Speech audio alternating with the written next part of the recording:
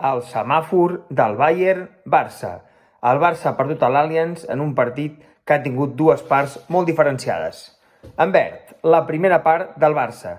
El Barça ha competit a l'Allianz Arena, ho ha fet amb un equip que, recordem, té un infàs record pels culers, i ho ha fet sobretot a la primera meitat, amb un equip amb canvis importats sobretot en defensa, en què Xavi ha introduït a la defensa a Christensen a l'eix, que ha fet un partit bastant notable, i també a Marcos Alonso, el lateral esquerre, que també ha demostrat que pot ser un futbolista que li doni molt al Barça. Han set els dos principals canvis, amb Koundé a la dreta, al final al mig del camp i la davantera han set els habituals, amb una davantera amb Dembélé, Rafinha i Lewandowski.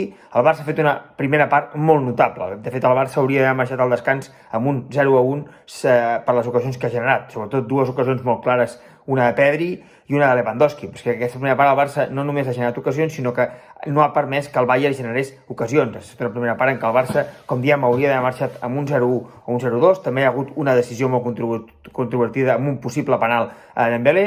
Per tant, en aquesta primera part el Barça ha generat ocasions més que suficients per aconseguir marxar al descans amb avantatge al marcador. Diferent ha sigut la segona meitat, però aquesta primera meitat el Barça ha tocat la tecla, el Barça ha competit, ha pogut competir amb un equip com el Bayern, tan fort, i que al final sabem quin és l'historial del Barça els últims anys amb aquest equip. Per tant, aquesta primera meitat ens deixa un bon sabor de boca pel barcelonisme, per bé que al final l'equip hagi acabat perdent i la segona meitat no hagi estat igual de bona. En àmbar, la segona meitat. Com dèiem, han set dos parts molt diferenciades. El Barça ha tingut una primera meitat molt bona i la segona meitat, sobretot, volem destacar en negatiu els primers 15 minuts. El Barça sabia que el Bayern era un equip que sortia molt fora els primers 15 minuts de les parts. El Barça ha aconseguit contenir-ho molt bé la primera meitat. De fet, ha acabat els primers 15 minuts de la primera meitat tenint alguna de les primeres ocasions que ha tingut. Per tant, el Barça ho ha contingut bé la primera meitat, però no la segona. El Bayern en dues jugades puntuals, una jugada de sortida de corna d'un gol de Lucas i una altra jugada de Sané, ha posat el 0-2, i de fet a la segona meitat ha tingut més ocasions, perquè el Barça al tram final ha dominat, però sense ocasions molt clar, més enllà d'una de Pedri, que hauria pogut posar el 2-1 i que era al minut més o menys 70, per tant hagués pogut ajustar més el marcador, però el Barça no ha tingut sort avui a les àrees, no ha estat contundent ni eficaç a les àrees, i això avui l'ha penalitzat molt en aquest partit contra el Bayern.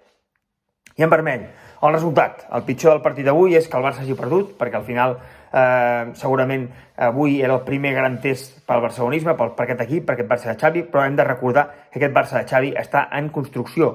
És veritat que el Barça ha fet una gran inversió aquest estiu, és veritat que ha incorporat futbolistes amb molt de nivell, i avui ja s'ha vist que al Barça aquests futbolistes de molt de nivell li serviran per competir a Europa, perquè el Barça avui ha competit amb el Bayern, no l'ha guanyat, evidentment avui els clubs estarien molt més contents si el Barça hagués empatat o hagués guanyat inclús amb el Bayern, però el Barça avui ha competit. No ens hem d'oblidar que el que ha passat les últimes temporades és que el Barça no competia a Europa i no competia sobretot contra el Bayern, un Bayern que el superava molt bé, molt futbolísticament i físicament, i avui el Barça aquest, per molt que hagi perdut, no s'ha vist superat amb claretat com s'ha vist superat en altres temporades. Per tant, avui segur que els culers ens anem enfadats per la derrota, perquè al final avui en aquest primer test important volíem que el Barça empatés o guanyés, però hem de tenir clar que el Barça avui sí que ha competit a Europa, i que ha de ser el primer pas perquè aquest equip pugui fer una temporada molt millor. Al final, al Barça li hem de demanar que guanyi, sí, però sobretot que competeixi. El Barça aquest estiu ha fet fitxatges molt importants per competir i avui ha demostrat que ho pot fer a Europa.